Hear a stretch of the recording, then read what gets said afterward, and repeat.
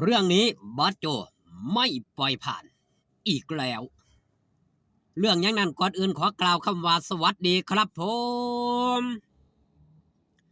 สวัสดีพี่น้องครับป้องปายมิดหมอแคนแฟนหมอลำยินดีต้อนรับเข้าสู่ช่องไทยซีเกตชาแนล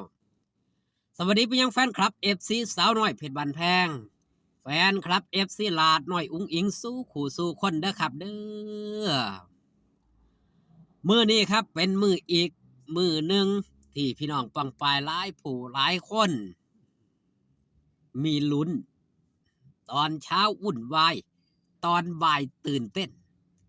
ตกเย็นสิซึมเศร้าหรือสิดีอกดีใจนั่นก็ขึ้นอยู่กับบุญนำผ้าวาสนานำทรงของแต่ละผู้แต่ละคนนะครับเนาะหันมาว่าฮอดจอถึงครับพี่น้องเรื่องราวของบอสโจได้ออกมาเปิดเผยเมื่อ8 ชั่วโมง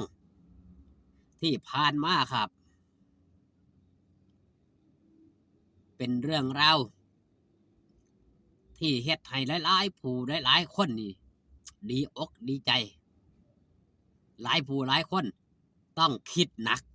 เช่นเดียวกันบอสโจได้ออกมาเปิดเผยแบบนี้ครับขณะนี้ได้มอบหมายให้ทนายจัดการดูแลซึ่งรวบรวมข้อมูลที่กล่าวว่าร้ายใส่ความด้วยข้อมูลอันเป็นเท็จเกือบ200 คลิปเพื่อดำเนินคดีทางกฎหมายและย้ำไม่รับดอกไม้และคำขอโทษเพราะคุณทำกับผมและองค์กรมาเยอะมากผมจำเป็นต้องปกป้ององค์กรตอนนี้ทราบชื่อผู้ต้องหาแล้วเร็วๆนี้รู้กันเปิดตัวทนายผู้ดูแลคดีนี้และจะเป็นอีกหนึ่งทนายประจำวงที่ดูแล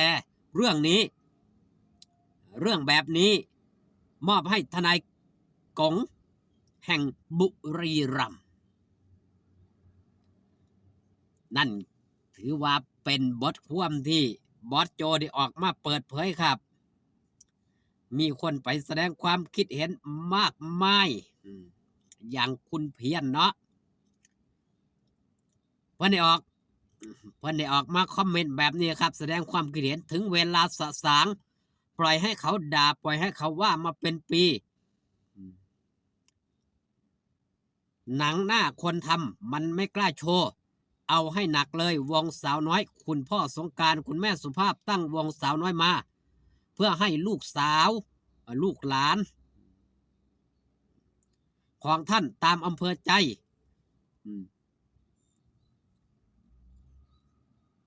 เพื่อให้คนอย่างครับมาเพื่อให้คนเพื่อให้ใครก็ไม่รู้มาด่าว่าลูกหลานของท่านตามอำเภอใจโดยใช้คำว่า FC แฟนคลับที่คิดอยากด่าอยากว่าเพราะไม่ชอบขี้หน้ามันไม่ถูกปล่อยให้เขาด่าเขาว่า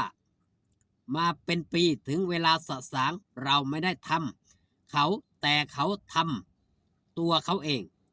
มนุษย์คนเราย่อมมีศักดิ์ศรีเท่าเทียมกัน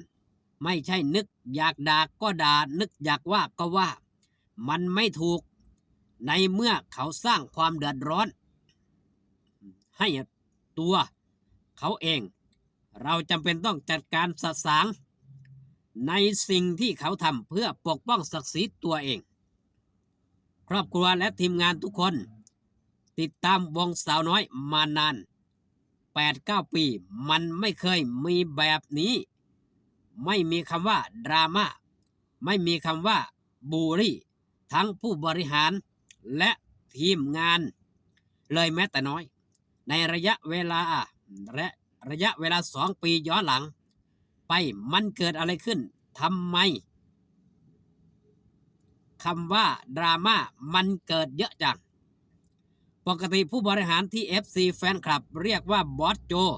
เขาปล่อยผ่านแทบทุกเรื่องในอดีตที่ผ่านมารับจบเอง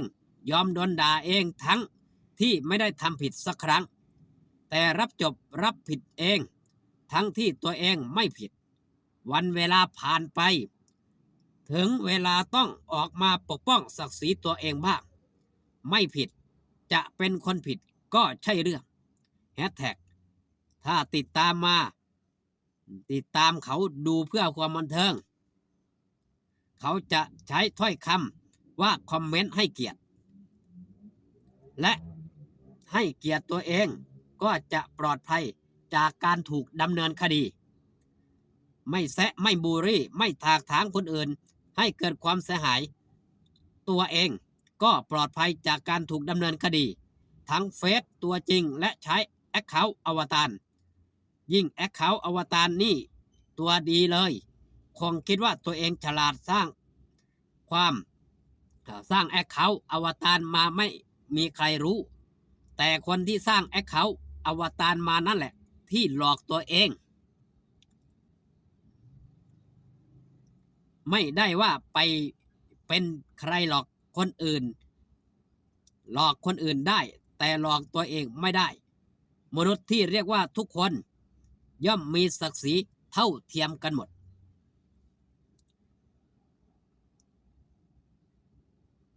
นั่นคือ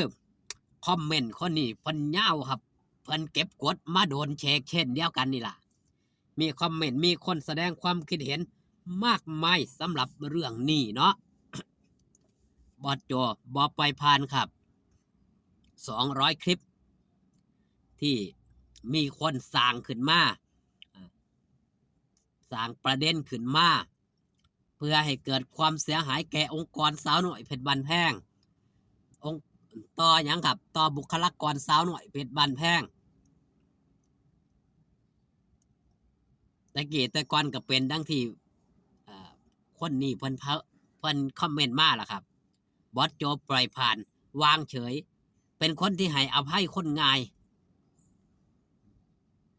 เพื่อหยังครับเพื่อต้องการความสงบแต่ในเมื่อเขาบ่จบมันจำเป็นก็ต้องจัดการอีหลีอีหลอในครั้งนี้เป็นกำลังใจให้ครับในการสู้เพื่อปกป้องเจ้าของเพื่อปกป้ององค์กรคนเฮาถ้าเฮ็ดดีทำดีมันก็ได้ดีถ้าเฮ็ดบ่ดีมันก็ได้ในสิ่งที่บ่ดีตามมาเช่นเดียวกันมื้อแลงครับอย่าลืมอย่าพลาดไปให้กำลังใจหลาน้อยอุ้งอิงพร้อมทีมงานชาวคณะทางด้านนุ่นเด้อครับอำเภอสุวรรณภูมิจังหวัด101มื้ออื่นก็เป็นคิวงานของสาวน้อยเพชรบ้านแพงสาวน้อยลำเพลินโชว์ประชันกันครั้งแรกในสนามเดียวกันที่โรงเรียนบ้านหนองคูตำบลจานอำเภอเมืองจังหวัดศรีสะเกษไปเบิงไปแย่งไปให้กำลังใจกันหลายๆเด้อครับคลิปนี้ฝากตอนเอาไว้แต่เพียงสำนี้พอกันคลิปหน้าสบายดีครับผม